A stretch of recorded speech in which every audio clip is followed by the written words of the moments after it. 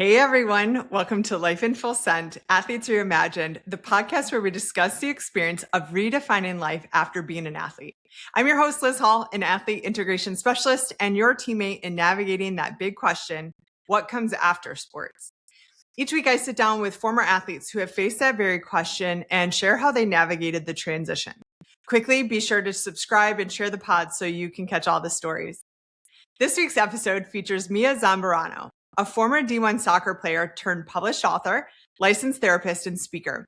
She embodies resilience as we chat about her experience with an injury right after her admissions to the college soccer program she dreamed of. Let's get into it.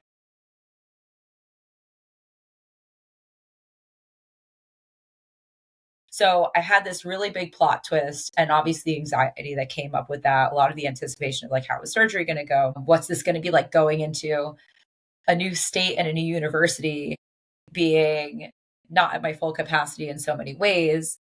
And ironically, my roommate came to college. She was the goalie and she had the same injury on her dominant leg as well. So we were peas in a pod, just every morning kind of grinding it out.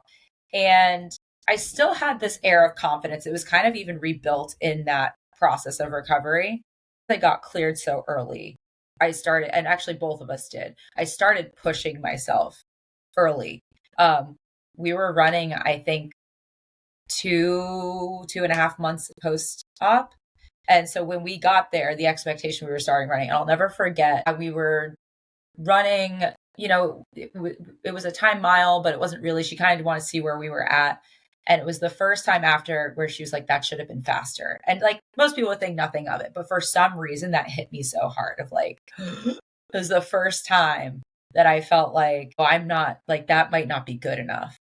And that stuck a little bit. So, back to the grind with rehab and stuff. And once I got cleared to play, I was really pushing myself. And if you guys remember, but even, 15 years ago, the braces that they would put on you post-op for ACL were huge. And I'm not that big of a person. I'm a whopping, I say 5'4". I'm really like 5'3.5". So it took up like almost my entire leg, and it was my dominant leg. So I'm here trying to really prove a point, right? I'm trying to earn my stripes back. And my hip is getting destroyed from, I think a lot of was the brace, because of the weight of the brace and the mobility and stuff and the stress, probably overcompensating a little bit. So now I have this other injury that I'm now dealing with. I'm getting cortisone injections and stuff. So it was like another lap around of just like, like what, what's going on? And I went back to my doctor and I kind of explained the situation and not wanting to wear the brace. And he was just like, hey, if you're going to tear it again, that brace isn't going to stop you. He's like, that's a mental crutch. It's like a safety blanket. And especially now being in the field that I'm in, I'm like, whoa, interesting. And from that moment on, I decided I was done. And it was the best thing I did. I started really leaning into different types of recovery and yoga intermittently and in different capacities, trusting my own body or what that was like, then trusting my skill level and kind of leaning into this comparison that was so unfamiliar to me. I'll be honest, I was big fish in a little pond.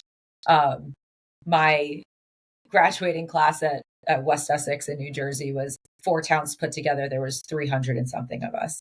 And if you want to dial it back more, maybe 20 of us were from the town I grew up in. I don't want to misspeak, but I'm pretty sure I was the only soccer player to come out my year to play Division 1.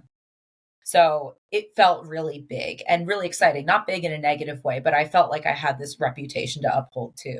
So as I'm playing and I'm wanting to look a certain way and feel a certain way and have a certain experience, that I think was always there too. So there was a comparison within myself. There was a comparison amongst my teammates. There was a comparison in a lot of ways that now I very much appreciate supporting other athletes with, because I know how much it was actually taking away from my process rather than building my process.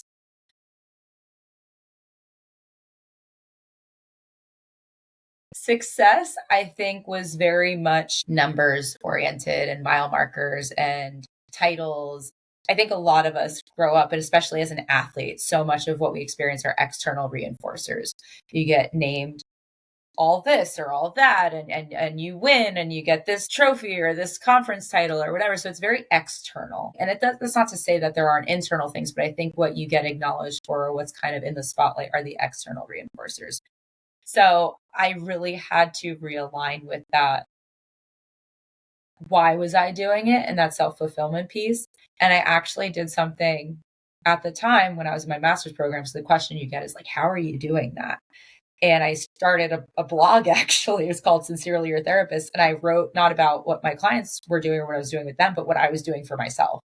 And it was kind of a cool, like, introspective, but also creating like the beginnings of a platform of just what I needed to do for myself to be successful and sustainable in a profession that has high burnout and, again, you can't really talk about, and there's just a lot of things. So I think being able to kind of work through that very much initially helped redefine what success looked like long term. And I think what's really cool is something that was instilled at us, at least at BU, was really detaching from outcomes, was really leaning into your process and knowing like if you help one person, that's a win. So that was something that, again, I'm grateful for being instilled in that learning process, not just learning what to do and how to do it, but also learning a lot about ourselves and potential barriers. So in terms of success, like sustainability, impact, like kind of really leaning into more of an internal system than an external system was a huge transition for me in terms of success.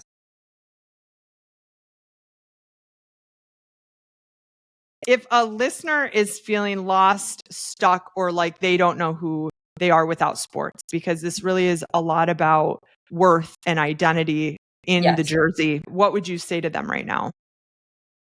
I'd say do a lot of exploration on what makes you a good athlete.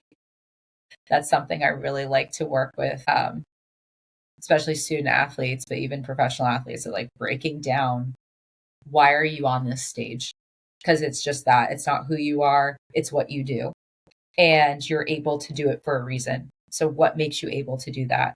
Is it your discipline? Is it your communication? Is your interpersonal skills? There's different types of intelligences. If you go back to kind of basic systems and theories of like your kinesthetic intelligence, and those are things that are innate to you. I hear people be like, this sport made me blah, blah, blah. It's like, it might have helped enhance those qualities, but no, that's inherent to you. It didn't just magically bestow these gifts upon you. That's not how it works.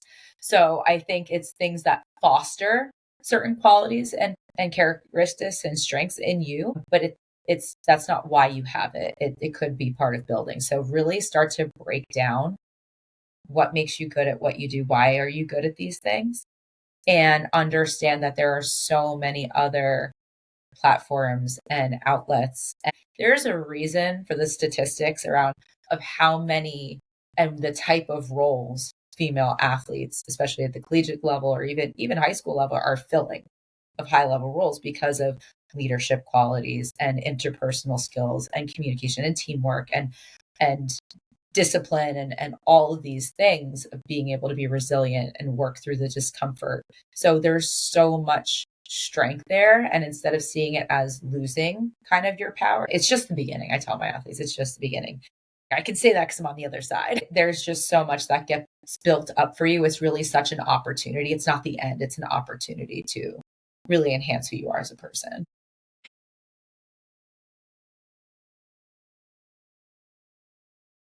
Mia, thank you so much for your time and wisdom in your share. You bring such a unique lens to sports therapy, and it's so appreciated. If this episode inspired you, please share it with a fellow athlete or friend navigating their next chapter, because we're all just writing our playbooks as we go.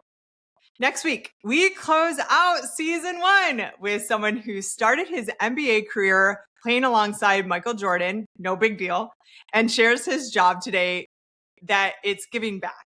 Don't miss the season finale. It is filled with goodness. Until next time, please remember, the game ends, but your story doesn't.